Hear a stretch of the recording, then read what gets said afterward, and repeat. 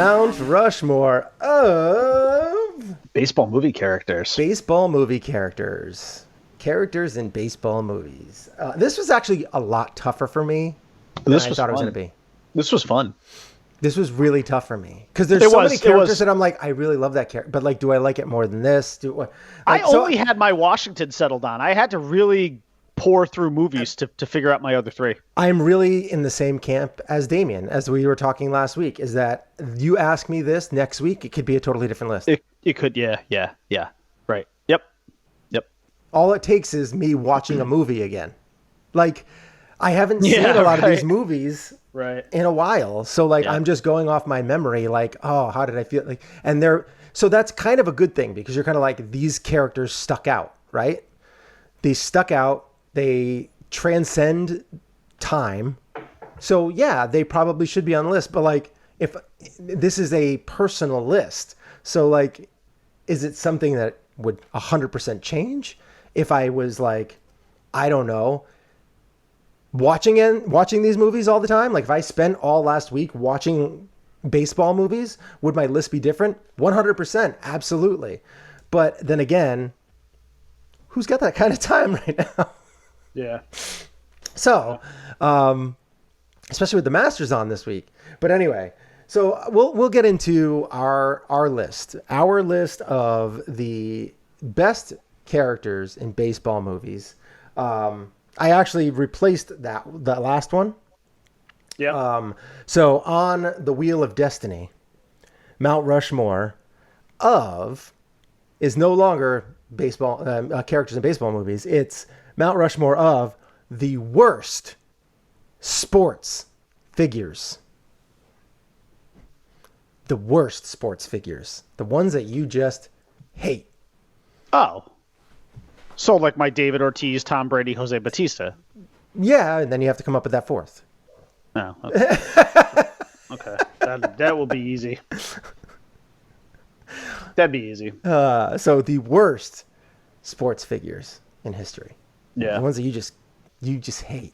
Yeah. So that's on the list as well. All right, but I would like to hear what other people think because I'm sure there's going to be a lot of Yankees on that list.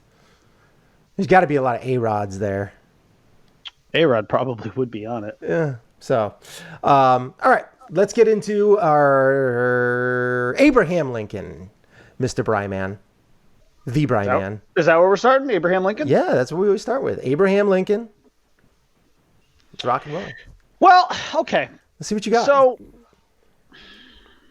I had to make sure that this list had a Kevin Costner presence. I think it would have been a little bit weird to do a baseball movie list and not have Kevin Costner on there somewhere. Now, conventional wisdom probably says, well, is it going to be Iowa Farmer Ray from Field of Dreams, or is it going to be Crash Davis from Bull Durham? Those both make sense. But for me, I actually went with probably a baseball movie that would be a little bit lower on the list for a lot of people in the Kevin Costner sort of pantheon of movies. So for me, that guy is Billy Chappell from For Love of the Game. I love that movie. He's He almost made my list. soon to be Hall of Fame, soon to be retired Hall of Fame pitcher for the Detroit Tigers. Doesn't have much left in the tank. And he's taking the mound at Yankee Stadium in, what is going to be, did it end up being his last start? Is basically his last I think so, yeah. last start of his career. Pitching, and he's in, before you know it, he's finding himself in the middle of pitching a perfect game. Yes. You can hear me? Yes. Oh, okay. I didn't know why. I don't know why. I am Yes. Perfectly clear. weird. That's Yeah. weird. All right, go ahead.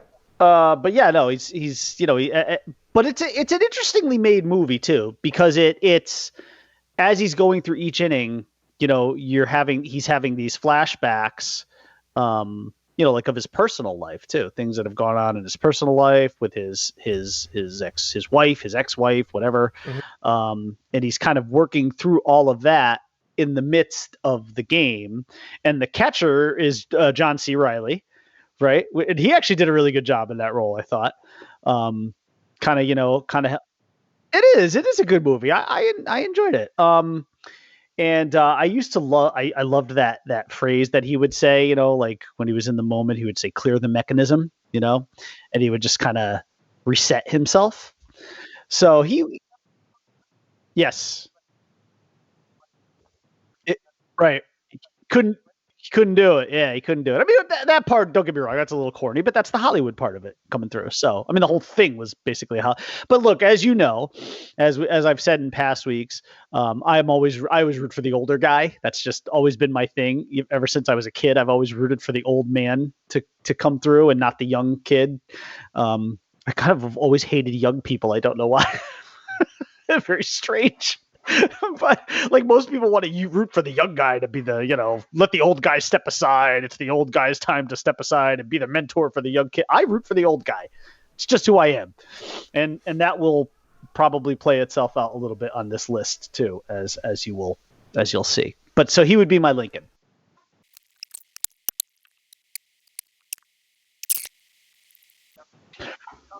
So this one was fun for me because it actually is not a player. Now, like you, I also, by the way, I wanted to just say Wild Thing is in my honorable mentions because still one of my favorite, and I don't know why it made me laugh so much when I first saw it, but the scene when they're in the restaurant with Jake brings them to the restaurant and Jake sees his ex-wife there and he's like, who's that guy? Like, who's that guy she's with?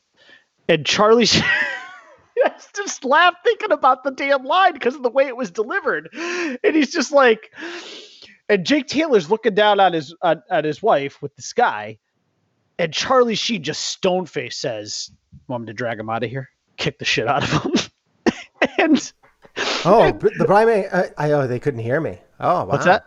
People couldn't hear me. I was muted, so you could hear me, but I heard you. But the other people couldn't hear me. Oh. So anyway, they didn't hear me. I said Wild Thing Vaughn. I said Ricky Wild Thing Vaughn. I was talking about his whole, he's iconic. He transcends sports. Ricky the Wild Thing Vaughn. Yeah. Absolutely amazing. Sorry about that. Sorry about the audio. I clicked the mute button and Brian could hear me fine. I heard but then fine. I clicked it over here because I had to go off my soundboard. So I apologize for that. But anyway, Ricky the Wild Thing Vaughn is definitely my Abraham Lincoln. Love that guy. Love to hear. Hear him. Like I just love to see him. The Wild Thing, just going the transformation between the throwing gas, all that kind of stuff. Sorry about that. But anyway. Yeah, I loved that scene though. That restaurant scene where he's like, "You want me to drag him out of here? Kick the shit out of him." And Jake Taylor doesn't do anything. He doesn't look. He just keeps looking at his wife, and Charlie Sheen just goes. It was just great.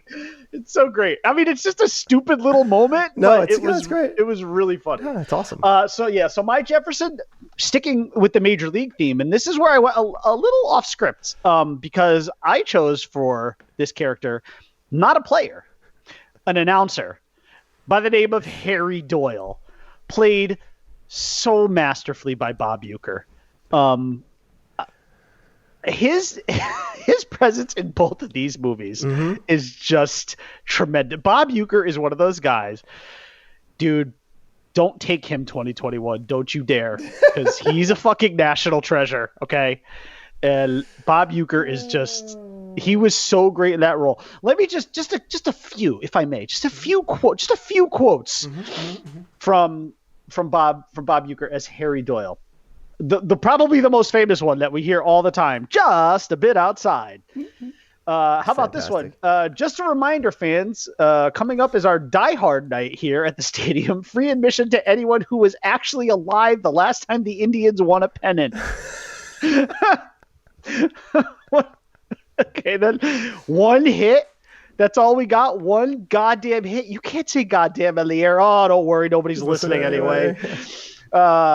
The post-game show is brought to you by Christ. I can't find it. To hell with it. In case you haven't noticed, and judging by the attendance, you haven't, the Indians have managed to win a few here and there and are threatening to climb out of the cellar. Bob, man, I'll tell you what. And actually, I'm just looking here. Yeah, there's just a bit outside. So the other thing I loved in Major League 2, when in Major League 2, let's see, the guy, there was a batter, gets up, just smokes the ball. And this is another one of those. This was like the Charlie Sheen thing, where the guy just nails the ball, and it's a home run. As soon as it comes off the bat, Euchre just goes, "Oh shit!" it's like so simple, but like, it was great. So he's my Jefferson. I like it. Harry Doyle. I like it. All right, so my Jefferson is going to be. This is a movie that I just love, just because you got to get a glimpse into the life of what it might have been, and it wasn't a great movie. Well, I think most of society might not think it's a good movie. I enjoyed the movie. I saw it in the theater. I remember seeing it with one of my friends. We were both diehard Yankee fans, and we went and saw the movie, and we were both like, "Oh my God, that was so cool! We got to see it." I got to see it. It seems like, it's like looking at him in real life almost. And that was when John Goodman portrayed Babe Ruth in The Babe. So I love John Goodman. You'll never find me really talk any smack about John Goodman. I think he's amazing. He's a national treasure in my mind. And love John Goodman. I actually enjoyed his portrayal. I think I liked the way you got to see both sides, the kind of angry and abusive side of him from time to time, the really over the top celebrations that he would like to do as far as like after the game. He would drink a lot, smoke a lot, eat a lot. Wasn't the healthiest of characters, but man, he comes up the next day and he just mashes. Then obviously they show, as he goes on through his career, and just really wanted to get into baseball as far as being like a manager and stuff like that, and never really was given the opportunity. And it was sad, but man, 714 bombs. He, talk about a guy who really just was larger than life in sports, and still to this day is one of the most recognizable names. But John Goodman, as his portrayal in that movie, I just enjoyed. I enjoyed the whole movie. I thought it was a very fun watch. And even though it's not going to be 100% accurate because of movies, I just loved his performance. What do you think? What do you got? What do you got for your Teddy Rose? Well, listen, every great team needs a manager, right? And if you're going to have a manager, my manager needs to be Jimmy Dugan. Okay. From A League of Their Own. Yeah. Played brilliantly by perhaps the greatest actor who may ever live. Two peas in a pod here. My Teddy Roosevelt is also Mr. Tom Hanks, Jimmy Dugan. But really? Yeah. How about that? I'll tell you what, I love Jimmy Dugan so much. He was he was a quote machine in a lot of ways. Listen, of course, there's no crying in baseball. There's no crying in baseball. That's another thing. That's a line that transcends sports. But this quote, which I have printed out, it sits on my desk, on my work desk every day.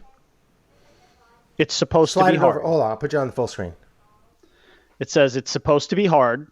If it wasn't hard, everybody would do it. The hard is what makes it great.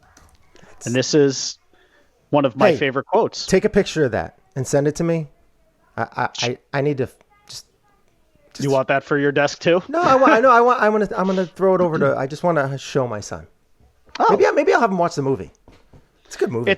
But I love the quote because it's a reminder. Listen.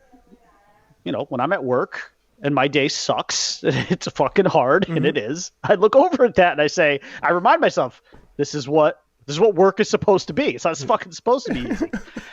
And I love that quote. But also the character too. Like the character of Jimmy Dugan is so great that God, you wish he was real. Like he wasn't fictional. Like you actually wanted him to be a real guy. Yeah. And he was first of all, the character was funny. He comes in, obviously has no interest in doing this. He's drunk. He's just like, like that scene where like he's taking a piss and Madonna's just like watching him pee in the urinal. It's just like it's like an Austin Powers like pee getting out of like being like coming out of like cryogenics, but he's just so great. Like the way that he, originally just hated the team, but then he started to like them because Donnie Henson was, obviously this very special player. you know. And actually this is who he says that quote to, is her at the end, because she's like, it just got too hard, and that's where he, pulled that out. But I also liked the dynamic there of kind of like the relationship he had with Dottie too. Coach with the best player, was basically the hardest on her too. It's a mentor. He's being a mentor to like one of the greats. And how do you do that? Right. And you don't do it by being easy on him or coddling them, And I loved the scene because he was such a gruff character though. But when when her husband, played by Bill Pullman, comes home from war, and I think he was in an arm sling or whatever. He had gotten hurt. But you could see though how Tom Hanks very brilliantly sort of drew back. It really humbled him, and he's like, because the husband goes to introduce himself. He's like, I'm a big fan. And he's like, oh, I'm a big fan of yours. You could really see though, like how he cared. Like he wasn't just this kind of mean asshole. Like he saw a real life American hero in front of him, and he really sort of stepped back from that person. Yeah. But great character, just an unbelievable character, and just an awesome manager. Should have won the championship. And the thing this one was hard for me, because I felt like I was like, what about is this whole movie is about all these, these women that stepped up during a hard time and performed and performed at a high level. Yeah. And, and it was like one of those things but I was like, I want to like put one of those women in, but like so many of them, like especially Kit, so annoying. Yeah. Oh my gosh. She was so annoying, like throughout the whole movie. And like, she got a little redemption, kind of like, barreling through her sister. Yeah. Like, and that was something that was, kind of good and fun and, whatever. But, the characters that I really enjoyed weren't even the two main characters, which were the sisters. I loved Madonna's character. I loved Rosie O'Donnell's character. Like those are the characters I really enjoyed. Yeah. As far like they were like just side characters, and I liked them more than I liked the actual stars in the movie. Yeah. And Gina Davis was great. She was phenomenal in the movie. Yeah. But she didn't. I don't know. She was overshadowed by Tom Hanks, for sure. Tom Hanks was he was the star of that movie. And it's not because he had bigger name recognition. They were both pretty much on par with each other at that point in time. Yeah. And I just think that he is one of the greatest actors of all time. It's tough to edge him out. So, Yep. All right. George Washington. I mean, you already know. Yeah. You already know who mine is. Yeah. The natural, right? Roy Hobbs. Mm-hmm. Yeah. It's Roy Hobbs. Yeah. It's Roy Hobbs. It's not even close. I mean, that's why this list bleeding. Hitting the bomb, lightning, stuff going off in the background. I still don't get through that scene without crying. I don't. It's never happened. Not once. I'm gonna cry now just thinking about it. No, it's just it's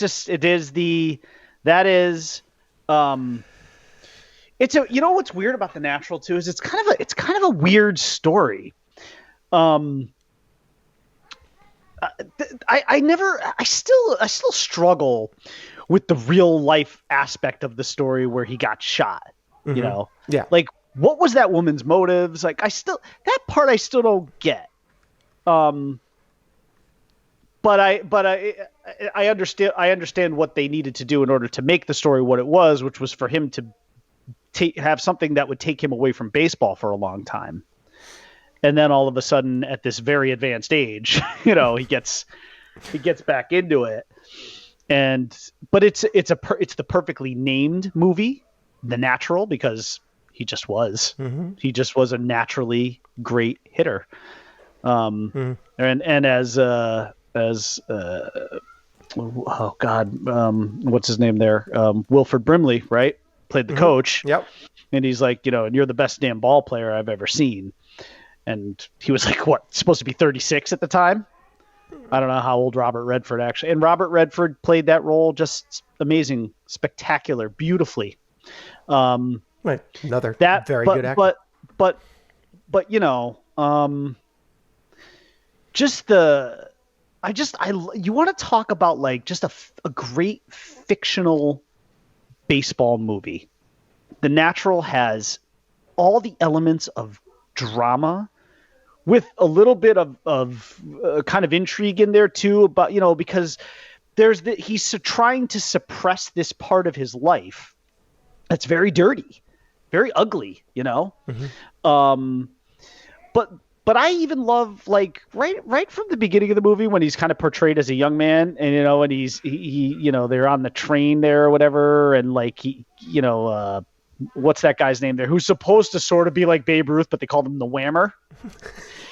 And they have that whole thing where Redford strikes him out, like on 3 pitches. And Robert Duvall was the reporter there, and he's throughout the movie he's threatening to expose this past of Roy Hobbs. And so there was sort of a lot of intrigue there. Kim Basinger is also there, and she's, getting involved. And Glenn Close is obviously, the mother of his child, there's a lot of drama built into the movie. There's great backdrop to the movie. But for me, it's all about that, what you described, that end scene, that scene at the end, the blood coming through the shirt, the old man, who's just a guy whose baseball career was ripped from him by a bullet. Mm-hmm. And he's got this moment and he just tattoos a ball into the lights. And you just get that amazing fight, and the music, the brilliant use of slow motion, the looks on the other players' faces as he's rounding the bases after the guy hit a ball like 600 feet. I mean, it's just spectacular. It's just that is just a spectacular visual. Mm-hmm. The end of that movie, and that's why Roy Hobbs is my George Washington, and it's not even close. For me, this is going to be This is completely just 100% personal. And as was mine. Yes, it is. But yours is like an all-time classic. Like that is in like top 10 baseball movies. You're going to get 9 out of 10 people saying that The Natural's in that list somewhere. And that is the only, by the way, jersey of a fictional character that I've ever actually considered buying is a Knights Roy Hobbs jersey with the number 9 on the back. That's a cool one. It's the only one I've ever considered buying. Had it in my cart, considered buying. Mm-hmm. So my number one is very weird. And I've probably said this in other baseball topics that we've done with baseball movies. And that is going to be, Tom Selleck in Mr. Baseball. Okay. And that's the reason why, again, another old player that's kind of getting taken out of the league and all that kind of stuff. Frank Thomas is in that movie as the that's right, he was as the upcoming stud. But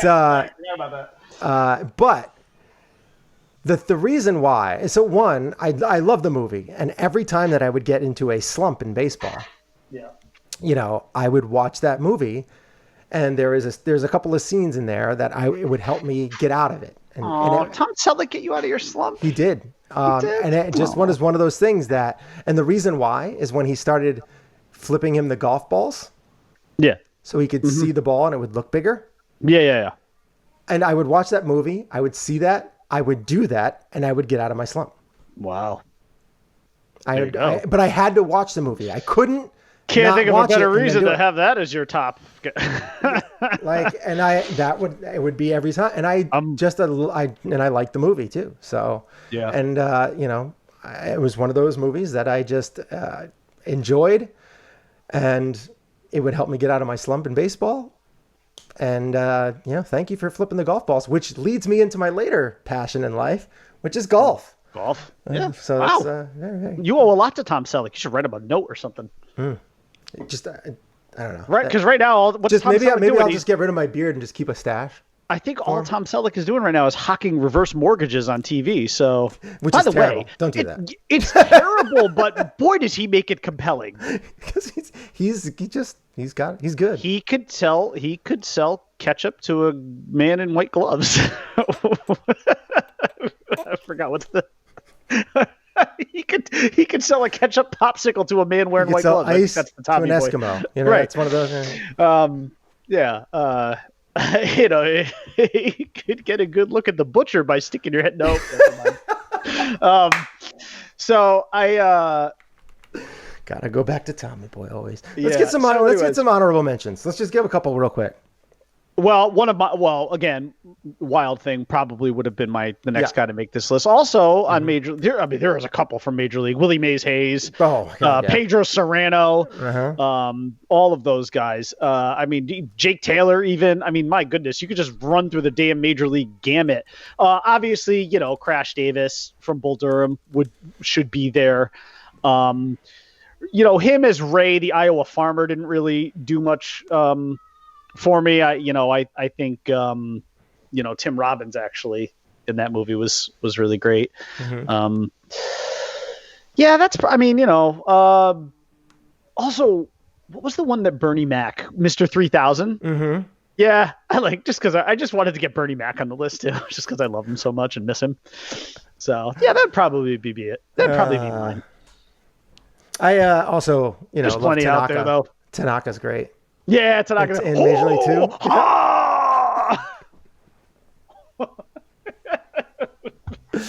Yeah, Serrano with those their back and forth was great in the second movie. Fuck you, Joe Boo. And then I also Euchre is I love Euchre. Euchre's the best. And the other one was I just had Thomas Jane from 61 as Mickey Mantle. Oh, I'm a big Thomas Jane fan. And he's obviously not the one that's really you're focused on. But just to see the struggles. No, because Barry Pepper is right, and Barry Pepper did a very nice job, by the way, as Maris. Yes, he did. I don't want to say it's very difficult to play Maris because Maris was very just kind of stoic and going through the motions kind of deal. Like he was just there. Like it's not like he was this big charisma or big, character. He just kind of was who he was, and that was just kind of a guy who was like put his head down and go. But Mantle, just to see the struggles and the stuff that he was going through at the same time, trying to do this and put it to Maris and trying to really go and have that competition. Thomas Jane was the guy I wanted to play Duke in the G.I. Joe movies because I was like, that looks like fucking Duke. That's the guy that I remember from the cartoon. If we ever have to recast a movie and have it be G.I. Joe. Yes, he should be Duke, not Channing Tatum. Not Channing Tatum? No. Channing Tatum did not belong anywhere near a G.I. Joe movie. Magic Duke Mike. No, The Rock as Roadblock was really good casting. Yes. That was good. That was good casting. I don't even know who the guy is that played Flint. Whatever. He was like a fucking underwear model, but I didn't really know who the hell he was. They didn't really look to have the greatest actors. No. I mean, Ray Park as Snake Eyes was great, but Snake Eyes was just basically the outfit. Although, the guy who played Storm Shadow, though, that also was great. cast. Yeah, that was good. I can't remember his name. He was good. Those are the two best characters in the movie. Yeah. Well, yes. So, don't get me started on that. How they've ruined my childhood, especially with that first movie. The second one was a little better, but Jesus Christ. Sienna Miller, she was good.